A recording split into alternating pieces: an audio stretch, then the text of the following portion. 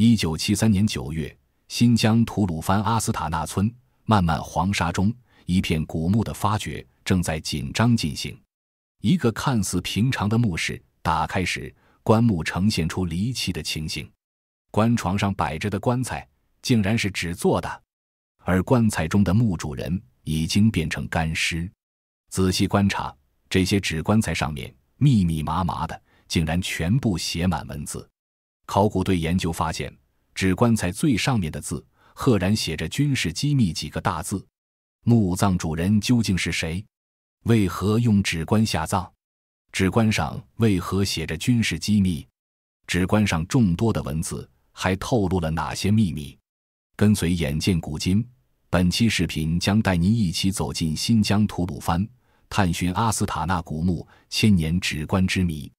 1973年9月21日，阿斯塔纳村北面一处面积巨大的古墓区迎来了考古工作人员。考古队由新疆维吾尔自治区博物馆和西北大学历史系考古专业组成，将在这里进行田野发掘。此前，在1959年，考古工作人员曾对阿斯塔纳古墓群进行过一次大型发掘。这次挖掘是新中国成立后展开的第二次大型发掘。眼前的墓穴被考古工作者编号为506号，和其他墓穴一样，被沙漠戈壁包围。和其他墓穴不同的是，它有封土标志，在这次发掘的墓葬中有封土的比较少见。随着挖掘进展，甬道和墓葬的形制逐渐显露出来。从地面看去，整个墓葬结构由斜坡甬道连着墓室，这是阿斯塔纳古墓群中比较常见的一种形态。进入甬道，眼前的景象表明曾有盗墓贼光顾过。考古专家对此并不意外。阿斯塔纳古墓群对盗墓贼来说一直可谓声名在外。20世纪初，先后经历了英国斯坦因探险队和日本大古探险队的挖掘，盗走很多珍宝和干尸。墓葬看起来就是普通的平民墓葬，考古专家起初对发掘成果并未抱太多期望。而就在这时，墓室方向传来工作人员的呼叫。考古专家闻声走进墓室，并没有意识到一个考古界罕见的重大发现即将被发现。墓室的一个角落安放着一张棺床，这是阿斯塔纳墓葬群中常见的形态。棺床的上方摆放棺椁位置，支棱着一些看起来像破渔网、破布条的东西。正是这件东西让考古工作人员感到疑惑，怀疑它是纸做的。考古专家拿起手电筒仔细观察，果然是纸。再看这件破旧不堪的渔网结构，专家认为这应该是一个纸做的棺材，不是普通的遮覆物。而更为令人惊异的是，这些纸张残留物上竟然密密麻麻地写满了字。纸棺，写满字的纸棺。此刻现场所有人都抑制不住好奇。考古专家心里明白，这种奇特的入葬方式在整个阿斯塔纳古墓群，甚至整个中国考古界从未出现过，而在世界上应该也当属罕见吧。看似普通的506墓葬瞬间变得不同。墓葬主人是谁呢？为什么要用纸做的棺材棺下葬？环石墓室，墓室墙壁没有高大上的壁画装饰，也没有彰显富裕身份的随葬品，甚至和一些已经发掘出的平民墓葬比较起来，都显得较为简陋。有人猜测，会不会是因为墓主太穷，只好用纸棺材下葬呢？还有人猜测，连棺材都要用写满字的纸来做，难道是个文化人？来不及仔细辨别，考古专家和工作人员把目光集中到死者身上。死者的身体已经变为干尸，是一位男性。躺在棺椁上，这具干尸看上去有70-80公斤，给人的感觉挺壮实的。后续的研究表明，这具干尸其实只有20-30公斤。干尸手上的指甲清晰可见，神态安详平和，连脸上的胡须也清晰可见。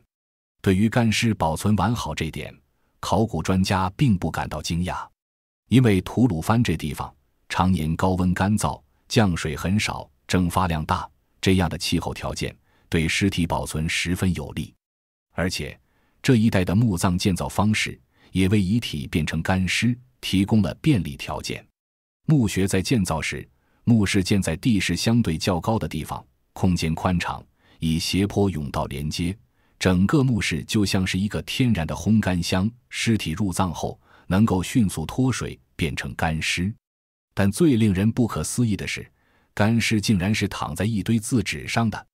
难道真是个文化人？入葬都坚持书中自有黄金屋。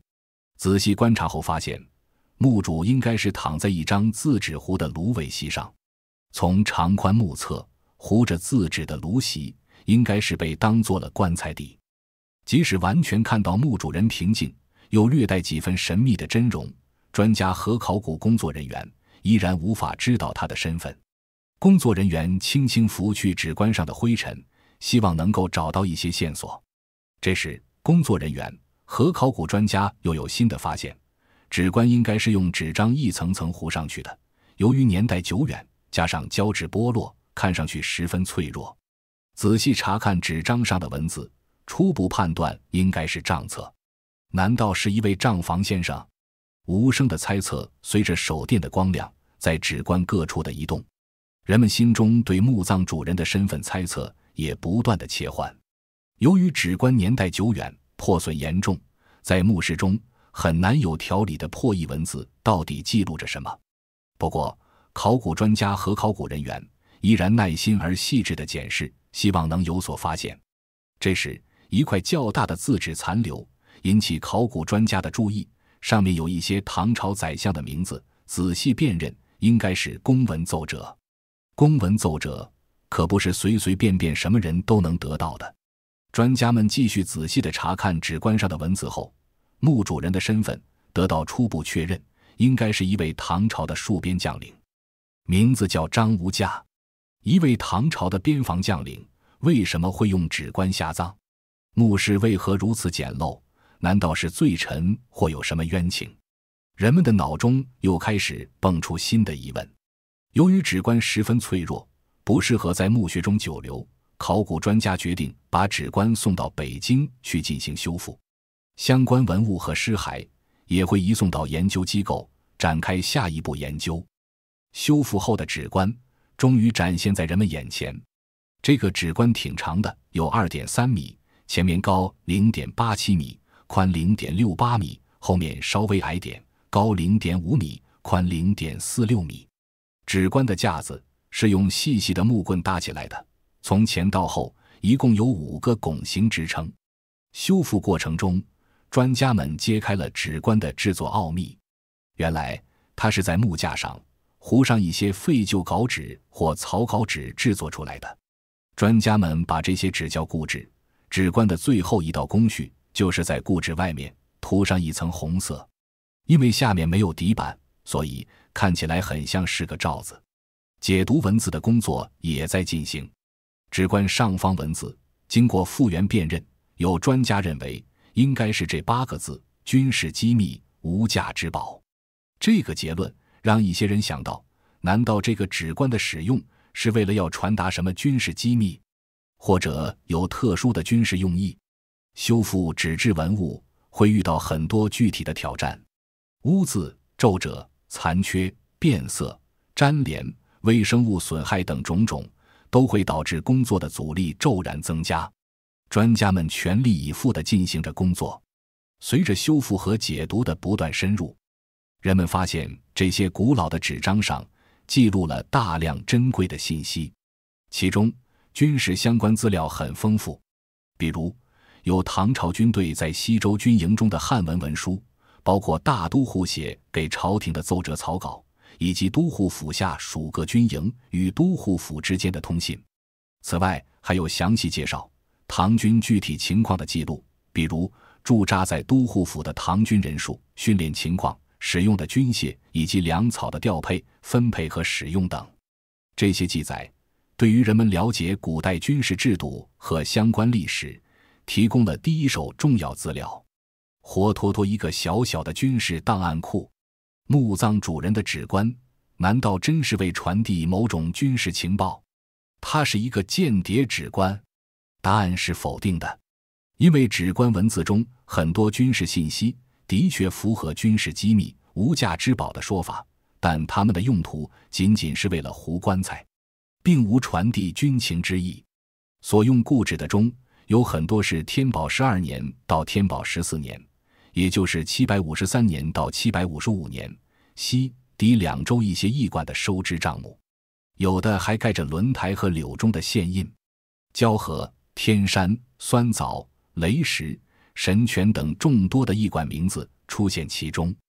有趣的是，这些账目中频繁出现一个封大夫的人，专家推测这位封大夫就是封长清。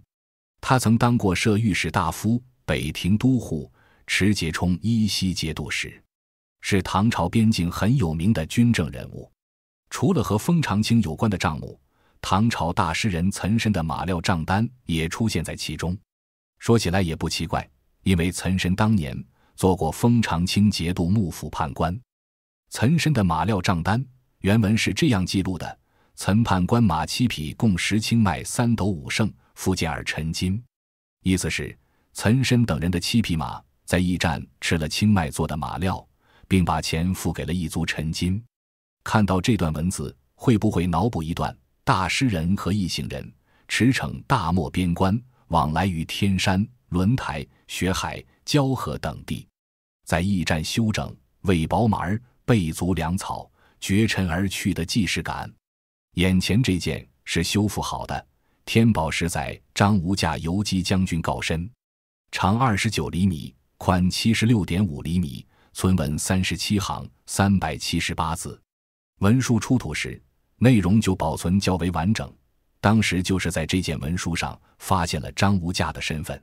修复好的文件，字迹清晰灵动，不仅清楚地说明史官的制作不是为传递军情，还让人了解到墓主人身世的具体信息。告身是朝廷对有功人员授官授勋时的凭证，既是任命书，又是表扬书。告身文字表明，墓葬的主人张无价从昭武校尉、游乐府果毅都尉荣升为游击将军、下级府折冲都尉，特别说明他是因为在天宝9载，也就是750年，跟随四镇节度使高仙芝在西域10国黎庭扫穴，破9国湖，突骑师，立跳荡功，获得了荣升。这跳荡功是什么功呢？跳荡功在唐朝是一种军事荣誉，用来表彰那些在战场上表现出色、勇于冲锋陷阵的士兵。跳荡功的获得是有条件的，在战场上利箭未发之际，作为先锋挺入敌阵，打乱敌人的阵脚，导致敌军溃败的人才能获得此功。由此可见，墓葬主人张无价应当属于一名猛将。文书上签名有10来个人，都是玄宗时期位高权重的大人物，如李林甫，官职是尚书左仆射兼右相；陈希烈是左相兼兵部尚书；杨国忠是银青光禄大夫、兵部侍郎上柱国。将告身内容和天宝10年的一些历史记载对比，也完全对得上。从告身中，人们可以清楚地了解到张无价的身份位阶。他被升迁为游击将军，是5品身份，而下级府折冲都尉这个职位是4品官衔。他曾跟随玄宗时期的名将高仙芝打仗，立下战功，受到嘉奖。既然不是罪臣，作为镇边将领，虽然不是高官，但也不算特别低阶，当不至于什么贫困。那么为何要用如此奇特的史官入葬呢？带着疑问，各路专家们希望能够破解史官之谜。高昌国位于吐鲁番的火焰山脚下，面积不大，东西300里，南北500里，人口也就3万来人，算是西域的一个迷你小国。从汉朝元帝那会儿起，这里先后出现看氏高昌、张氏高昌、马氏高昌和屈氏高昌4个汉族王国。特别是屈氏，因为帮隋炀帝征讨高句丽，被册封为高昌王。公元617年，李唐灭隋，高昌国与大唐相安无事。623年，继位的屈氏文泰亲自去长安朝拜，受到李世民高规格的接待。作为丝绸之路上的商贸节点，驱使不仅可以收取沿途商队的过路费，而且还能通过提供补给赚上一笔。小国之内，民众胡汉杂居，商贸繁荣。但高昌王屈文泰并不满足，为逐利和周边邻国冲突不断，私设关卡、激流货物等情况不断出现。大唐并没有特别干涉，但屈文泰暗中和西突厥勾结，终于触犯到大唐的底线。公元640年，李世民决定征讨高昌国，高昌覆灭。随之而来的是大唐中央政府直接统治，在此设置西州、下辖5县。从此，西州逐渐发展成为唐朝时期西域最为繁华的地区之一。阿斯塔纳墓群506号墓的主人张无价出生和成长于西州。西州这个地方地处盆地，物产丰富，庄稼一年能种2茬，盛产葡萄、棉布等。它不仅守着天山南北的大门，还是东西方交通的要冲，是唐朝在西域的军事重地和丝路贸易和文化交流的重要城市。当时的西州居民近5万人，有汉魏以来屯戍当地的汉人后裔，也有昭武9姓和西突厥等多个民族杂居于此。张无价虽然祖籍河南南阳，但出生在西州天山县，曾在开元初年任干坑戍主，一个大约8品左右的小军官。在开元2年，也就是714年前后，被奏充4镇要计驱使，进入节度幕府。这是10国，是西域的古国，昭武9国之一，地理位置在今天的乌兹别克斯坦共和国首都塔什干市附近。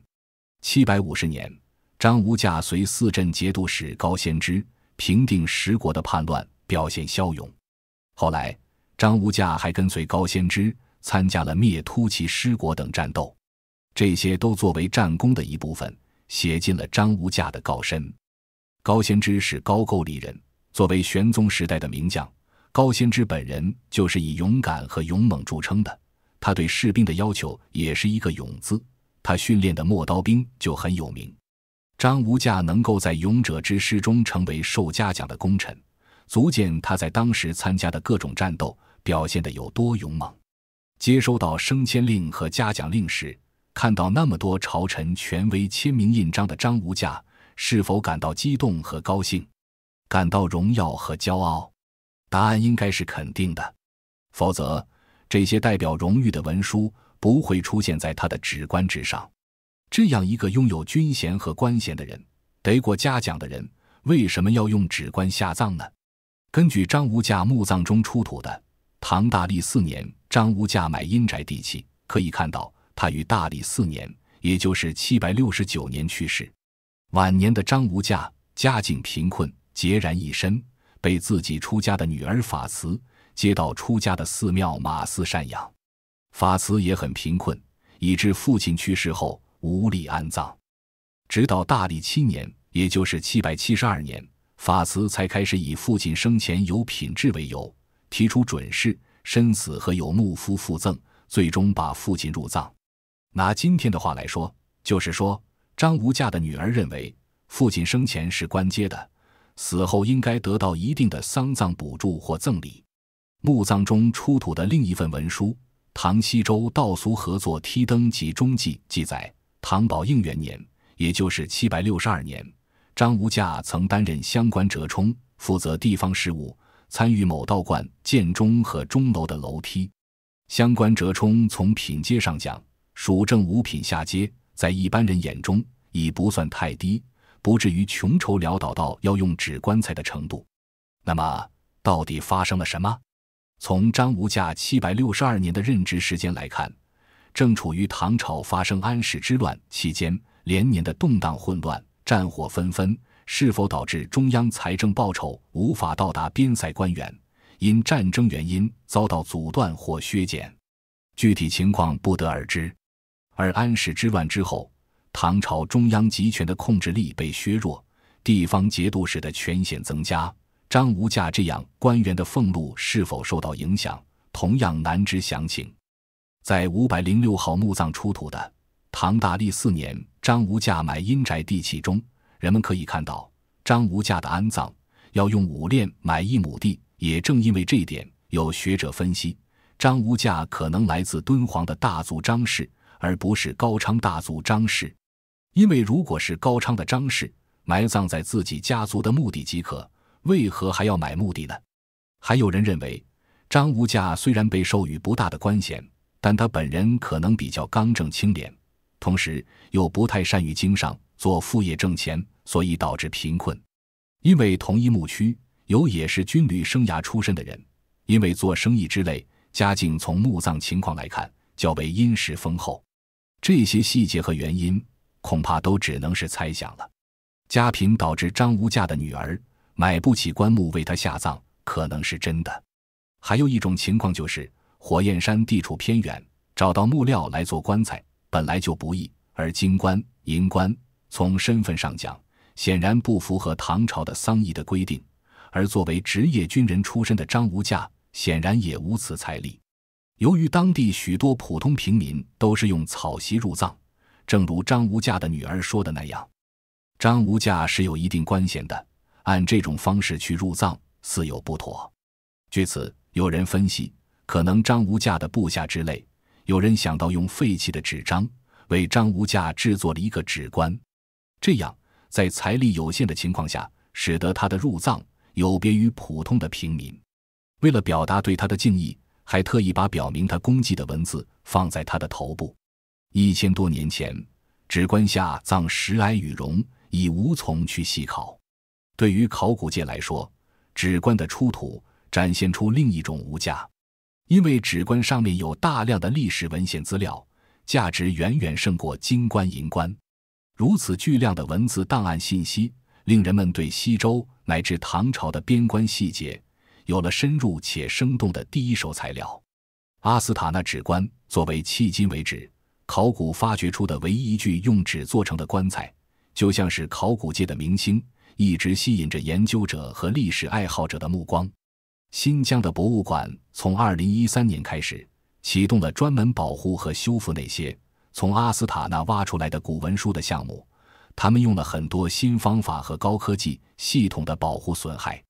张无价的干尸也在新疆博物馆里被珍藏着。考古专家们还在继续着各种研究，相信随着研究的深入和技术的进步，阿斯塔纳墓葬还会带给人们新的惊喜和发现。这片近10平方公里的戈壁沙丘之上，满是密密麻麻的坟堆，在黄沙中，这些坟堆显得既苍凉又庄重。这就是阿斯塔纳的古墓群，一座座坟茔，好像在告诉人们，大自然多么壮观，人类相比之下显得多么渺小。但同时，他们好像也在说，人类在这样广阔的自然中，一代代的生生不息，是件多么神奇的事情。从新中国成立到现在，考古队已经对这片墓葬群进行了13次挖掘。据估计，这里至少有500个古墓。这些墓里埋着的人，从西晋开始，一直到唐代中期，包括了西域高昌国和后来唐朝的有钱人、大官、将军、士兵，还有普通老百姓。从种族上来看，这里埋葬的人有汉族，还有突厥、匈奴、高车等民族。新中国成立后，考古队在这里的挖掘已经持续了60多年，到现在还没挖完，还有不断出土的新发现。由于气候干燥，很多古尸历千年而不腐，80%的尸体成为干尸而留存下来。眼前的是高昌王国名将张雄夫妇及其子张怀济的干尸，目前是新疆博物馆的镇馆之宝。1973年的这次考古发掘到张雄家族墓。张姓家族在高昌是望族，张家和高昌王屈文泰互通婚姻，张雄支持李世民的统一。唐朝灭高昌后改名西周，张雄的2个儿子受到朝廷重用，特别是张雄的2儿子张怀济带兵打仗，帮着收复了碎叶、疏勒、于田、龟兹，朝廷给了他一个破军杀将的称号，是个正二品的官。家族墓葬在阿斯塔纳古墓群中是特色之一，很多人家都是巨族而葬的。问题来了，张无价作为本土官员，和高昌张氏家族是什么关系呢？目前学者们的观点不太统一，有人认为张无价是高昌张氏的后裔，也有人认为从他晚年的一些情况来看，他可能是来自另一个张姓敦煌的大族敦煌张氏。作为敦煌张氏的后人，张无价在西周出生，西周长大。特殊的地理条件和气候也使得大量文书资料得以保存下来。文书资料是阿斯塔纳古墓群出土文物中最具有特色的一部分，迄今共出土有2700多件各种古代文书，而数量巨大的彩绘、绢花、刺绣等文物更是见证着当年这里作为丝绸之路必经之地的商贸繁荣和艺术辉煌。眼前的伏羲女娲绢画被故宫博物院所收藏，它是1963年4月在阿斯塔纳古墓出土的。画面人手蛇身，交尾相拥，伏羲持举，女娲持圭。可以看到伏羲和女娲穿着窄衫小袖的绛红色狐装，二人腰相连，共着一条白裙，民族融合的特点尽在其中。这些绢画通常覆盖于棺木上，或放置于尸体旁，有时也被钉在墓顶上，显示着古人对宇宙和生死的观念。眼前的彩绘戴高帽胡人头像，1973年在阿斯塔纳古墓群224号出土。戴高帽的胡人眉毛凸起，鼻梁高挺，上翘的嘴角和胡须神情生动。人手抱深圳木兽在阿斯特纳古墓群中也很有特色。作为墓葬的神秘的守护者，他的造型可谓充满想象。而阿斯特纳古墓群中出土的各种日用生活陶器众多，堪称宝藏型的生活单品，或色彩绚丽，或图案精美，或造型独特，随处可见趣味和美感，令人想到当时文化交融下西域人民多彩的生活风情。这些历经岁月已经钙化的饺子呈月牙形状，和现在大家吃的饺子特别像，证明了在唐代饺子已经走上吐鲁番居民的餐桌。这种来自中原的传统美食在西域的普及，为研究中国古代的饮食文化提供了珍贵的食物资料。从众多阿斯塔纳古墓群的出土文物中，人们不仅看到一些战争、军事相关的文物，更能感受到大唐西域文化的丰富多彩及当时商贸文化交流、民族融合的盛况。黄沙和戈壁严酷的自然环境丝毫没能阻挡这里的人们丰富多元、热烈而奔放的生活情趣。以上就是本期故事的全部内容。如果您对视频有疑问，欢迎在评论区指正。喜欢的观众别忘了点赞关注。眼见古今，与您下期再会。